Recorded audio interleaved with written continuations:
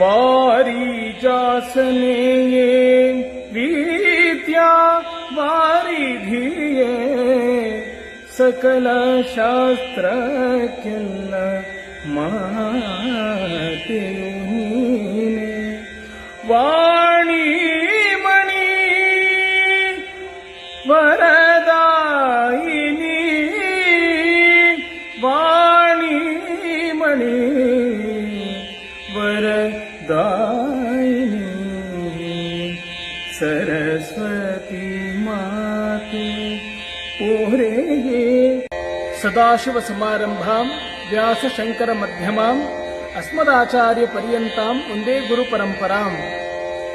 ಸರ್ವಮಂಗಲ ಮಾಂಗಲ್ಯೇ ಶಿವೆ ಸರ್ವಾರ್ಥ ಸಾಧಿಕೆ ಶರಣ್ಯೇ ತ್ರ್ಯಂಬಕೆ ಗೌರಿ ನಾರಾಯಣಿ ನಮೋಸ್ತುತೆ. ಈ ಶರನ್ನವರಾತ್ರಿಯ ಕಾಲವನ್ನು ಆ ಭಗವತಿ, ಆ ಮಹಾಮಾತೆ ಪರಬ್ರಹ್ಮ ಸ್ವರೂಪಿಣಿಯ ಆರಾಧನೆಯ ಕಾಲ ಅಂತ ಹೇಳಿ ನಾವು ಹೇಳ್ತೇವೆ. ನಮ್ಮ ಭಾರತ ದೇಶದಲ್ಲಿ 3 ಬಾರಿ ನವರಾತ್ರಿಯನ್ನು ಆಚರಿಸುತ್ತೇವೆ.